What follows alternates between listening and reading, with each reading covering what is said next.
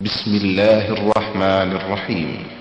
ومن أحسن قولا ممن دعا إلى الله وعمل صالحا وقال إنني من المسلمين.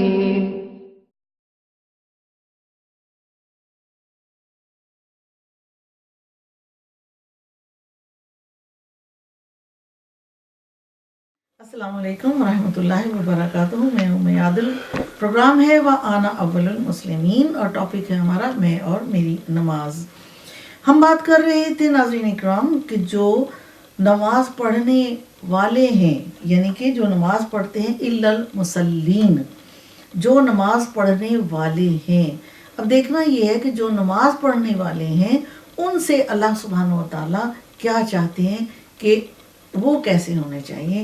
الذین هم علی صلاتہم دائمون، کہ وہ اپنی نماز کی ہمیشہ پابندی کرتے ہیں. اور اس کے علاوہ کیا کریکٹر ان کا ہونا چاہیے، اور اسی میں ہم نے یہ دیکھنا ہے کہ کیا ہم اس میں فٹ ہوتے ہیں، کیا ہماری نماز اسی طرح کی ہے یا ہم ایسے ہی کرتے ہیں.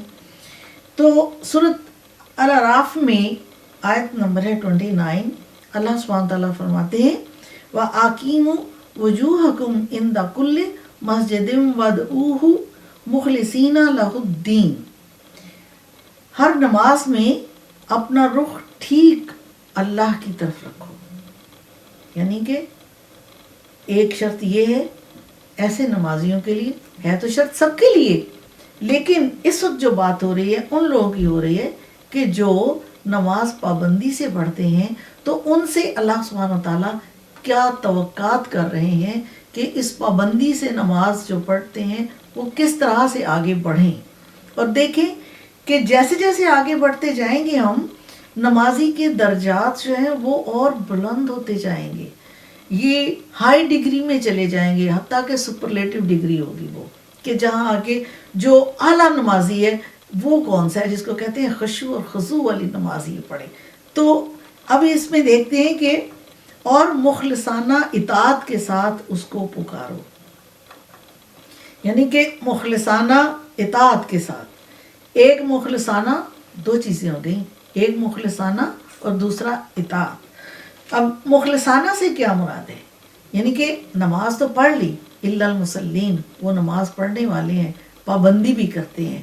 اب کیا پابندی کرتے ہیں کہ ریگولیرٹی ہے ان میں، کہ ریگولر طریقے سے وہ نماز ادا کر رہے ہیں. لیکن اللہ سبحانہ تعالیٰ ان سے یہ چاہتے ہیں کہ وہ اپنی نماز کے ساتھ مخلص ہوں، سنسیئر ہوں، اور ساتھ میں اطاعت کے ساتھ پڑھیں، فرما برداری کے ساتھ پڑھیں. اور فرما برداری کس طرح اور مخلص کیسے ہم ہو سکتے ہیں؟ کہ ہم نماز کا پورا پورا حق ادا کریں. کہ اس وقت جب کہ ہم نماز پڑھ رہے ہیں تو اگر ہم اللہ سبحانہ تعالیٰ کو نہیں دیکھ سکتے اپنی کم علمی کی وجہ سے، تو اللہ سبحانہ تعالیٰ تو ہمیں دیکھ رہا ہے نا، وہ تو دیکھ رہے ہیں ہمیں نماز پڑھتے ہوئے.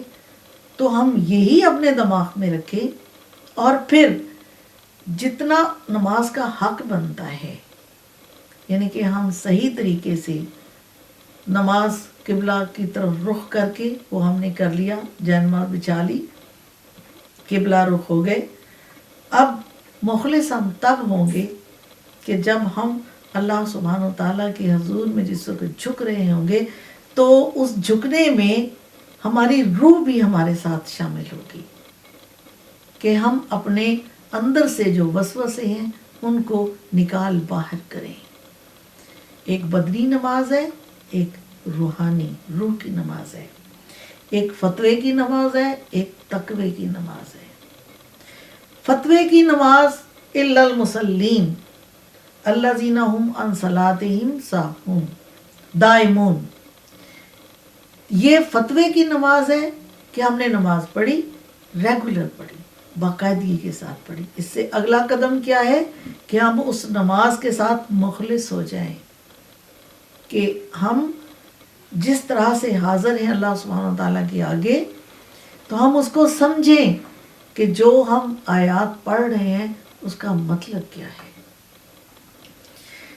ویسے بھی عام زندگی میں ناظرین اکرام جب ہم ایک دوسرے سے ملتے ہیں، حال احوال پوچھتے ہیں، گفتگو کرتے ہیں یا اپنے کسی رشتہ دار سے ملتے ہیں، تو ہمارا بات کرنے کا انداز ایسا ہوتا ہے کہ ہم جس سے بات کر رہے ہیں وہ ہمارے پر پورا مخاطب ہو، اور ہم بھی جب اس سے بات کریں تو اس کو مخاطب کر کے کریں، جواب دیں تو اس کی طرف رخ کر کے کریں، بے اتنائی کے ساتھ نہیں، لاپرواہی کے ساتھ نہیں، اور پھر ہم جو گفتگو کرتے ہیں اس کے پیچھے ہمارا کوئی نہ کوئی مقصد ہوتا ہے، یا ہم کسی بات کو سمجھا رہے ہوتے ہیں یا اس سے سمجھ رہے ہوتے ہیں، یا اس کو کوئی بات بتا رہے ہوتے ہیں یا اس سے کچھ سن رہے ہوتے ہیں، ہمارے سے کوئی مشورہ لے تو ہم اس کو سنسیئرلی مشورہ دے رہے ہوتے ہیں یا ہم اس سے کوئی مشورہ مانگ رہے ہوتے ہیں۔ اسی طرح جب ہم اللہ سبحانہ و تعالیٰ کی عدالت میں کھڑے ہوتے ہیں تو ہمیں یہ احساس ہونا چاہیے کہ ہم جو کھڑے ہوئے ہیں تو ہم کہنا کیا چاہ رہے ہیں۔ اللہ سبحانہ و تعالیٰ نے ہمارے لیے جو سورۃ فاتحہ نازل فرمائی اور اپنا تعارف کروایا، ہم اس کو کس طرح سے پڑھیں؟ اپنے دل میں محبت، خوف لا کر، اور جو ہم کہہ رہے ہیں، جو ہم پڑھ رہے ہیں، کیا ہم اس کے اوپر پورا عمل بھی کر رہے ہیں؟ ناظرین اکرام، جو نماز ہم پڑھتے ہیں، ایک اس میں سنت مؤکدہ ہے، غیر مؤکدہ ہے۔ سنت مؤکدہ تو ہم نے ہر صورت میں پڑھنی ہے، غیر مؤکدہ اگر ہم نہ پڑھیں تو گناہ کوئی نہیں، لیکن پڑھ دینے سے اجر عظیم تو ضرور ملتا ہے۔ لیکن کم سے کم نماز جو ہم پڑھتے ہیں غیر مؤکدہ سنتوں کو نکال کر، تو 5 وقت کی صرف نماز میں 32 رکعتیں آتی ہیں۔ میں پچھلے سیگمنٹ میں بھی عرض کر چکی ہوں۔ ان 32 رکعتوں میں ہم 32 مرتبہ سورۃ فاتحہ پڑھتے ہیں، کیونکہ ہر رکعت میں لازمی ہے کہ ہم سورۃ فاتحہ پڑھیں۔ 32 مرتبہ سورۃ فاتحہ پڑھنے سے کیا ہم سورۃ فاتحہ کو سمجھ چکے ہیں؟ روزانہ 32 دفعہ۔ اور آپ اندازہ لگائیں، اگر پابندی سے کوئی نماز پڑھنے والا ہے لیکن اگر وہ سورۃ فاتحہ کو ہی نہیں جانتا، اس کا تعارف ہی نہیں ہے، صرف وہ رٹا لگا کے جیسے پڑھا تو وہ پڑھ لیا، رکوع میں گیا سبحان ربی العظیم کر دیا، سجدے میں گیا سبحان ربی الاعلیٰ کر دیا، لیکن اس کی روح کو نہ سمجھا، اس کو روح کو نہیں پہچانا، ہم نے بدنی طور پر ایکشنز کر دیے، منہ سے الفاظ بھی نکال دیے، لیکن کوئی عمل ہی نہیں ہے، کوئی سمجھ نہیں ہے، کوئی کچھ نہیں ہے، تو کیا ہم مخلص ہیں؟ آپ خود سوچیں۔ اب آپ اس کو اس رنگ میں لیں کہ اپنی نماز کے بارے میں سوچیں کہ جب آپ نماز پڑھتے ہیں تو روزانہ 32 دفعہ سورۃ فاتحہ پڑھتے ہیں، تو آپ سورۃ فاتحہ کو سمجھ چکے ہیں، اور سورۃ فاتحہ میں جو آپ نے کہا ایاک نعبد و ایاک نستعین، کیا ہم اس پر عمل کر رہے ہیں؟ کئی جگہ پر اگر آگے اللہ سبحانہ وتعالیٰ نے قرآن کریم میں فرمایا وَأَنِعْبُدُونِي هَذَا صِرَاطٌ مُسْتَقِيمٌ، کہ میری عبادت کرو، یہی سیدھا راستہ ہے، تو سب سے پہلے اللہ سبحانہ وتعالیٰ نے خود ہی بتا دیا کہ ایاک نعبد و ایاک نستعین، تو پھر کیا ہم صرف اسی سے مدد مانگتے ہیں؟ ہم سمجھ گئے ہیں اس کو، ہم سمجھ گئے ہیں الحمدللہ رب العالمین کا مطلب کیا ہے، الرحمن الرحیم کا مطلب کیا ہے، مالک یوم الدین کا مطلب کیا ہے، اس نے کیوں کہا ہے کہ وہ یوم حشر کا یا قیامت کے دن کا یا اس دن جس دن سب اکٹھے ہوں گے، اس دن کا، یوم حساب کا صرف واحد مالک وہ ہے۔ مالک تو وہ آج بھی ہے، لیکن یہ اس دن کے لیے خصوصی طور پر کیوں اللہ سبحانہ تعالیٰ نے فرمایا؟ اس لیے کہ آج یہاں پر دنیا میں زندگی میں رہتے ہوئے اللہ سبحانہ تعالیٰ نے ہر ایک کی ملکیت میں کچھ نہ کچھ دے رکھا ہے، چاہے کوئی غریب سے غریب بھی اگر ہے نا تو کچھ نہ کچھ تو اس کی ملکیت ہے، بھلے وہ صرف ایک سوٹ جوڑا وہی جو اس نے پہنا ہے صرف وہی اس کا ہے، تو اس کی وہ ملکیت ہے۔ اگر ایک پاؤں کا جوتا ہی صرف اس کے پاس پہننے کے لیے ہے، دوسرا نہیں ہے، تو کم از کم ایک جوتے کا مالک تو ہے، اس لباس کا مالک تو ہے۔ لیکن اس دن مالک یوم الدین، اس دن تو وہ کہتا ہے صرف میں ہوں، کچھ بھی نہیں ہوگا، لباس بھی نہیں ہوگا، جوتے بھی نہیں ہوں گے، مکان بھی نہیں ہوں گے، وہ ہیرے جواہرات بھی نہیں ہوں گے، وہ مال و دولت بھی نہیں ہوگا جو تم نے اکٹھا کیا تھا دنیا میں۔ یہ تو صرف دنیا میں رہنے کے لیے وقتی طور پر میں نے ملکیت دے رکھی تھی تمہیں، اور یہ ملکیت سب ختم ہو جائے گی۔ اور یہ ملکیت تو اس وقت ختم ہو جاتی ہے جس وقت روح اس بدن کو چھوڑتی ہے۔ تو ہمیں یہ ذہن میں رکھنا چاہیے کہ کیا ہم نے سورۃ فاتحہ کو سمجھا؟ اگر تو سمجھا ہے تو پھر ہم بالکل مخلص ہیں اللہ سبحانہ تعالیٰ سے، ہم سنسیئر ہیں، جو ہم نے سمجھا ہے ہم اس کے اوپر عمل کرتے ہیں، اور اگر ہم نہیں عمل کرتے تو پھر ہم مخلص نہیں ہیں، ہماری نماز کو وہ درجہ نہیں ملے گا جو مخلص کو ملے گا۔ اور پھر کیا ہم اطاعت گزار ہیں؟ اللہ سبحانہ تعالیٰ نے جو ہمارے لیے احکامات اتارے، کیا ہم اس کی پابندی کرتے ہیں؟ ہم زبان سے کہتے ہیں کہ کرتے ہیں، لیکن کیا عملی طور پر بھی ہم کرتے ہیں؟ ہم پر جب خوشی کا زمانہ آتا ہے کیا ہم ویسے ہی ہوتے ہیں؟ کیا ہمارے میں تبدیلی نہیں آ جاتی؟ کیا اس وقت اللہ سبحانہ تعالیٰ اور اللہ کے رسول صلی اللہ علیہ وسلم کی سنت کو ہم آگے رکھتے ہیں، اولیت دیتے ہیں، فوقیت دیتے ہیں؟ اگر تو دیتے ہیں تو پھر اس کا مطلب ہے کہ ہم ان نمازیوں میں سے ہیں جو اطاعت گزار ہیں، جو مخلص ہیں اپنے اللہ سبحانہ تعالیٰ کے ساتھ۔ کیونکہ ایمان لانے کے بعد جو اول مطالبہ ہے ایک مسلمان سے تو وہ نماز کا ہے۔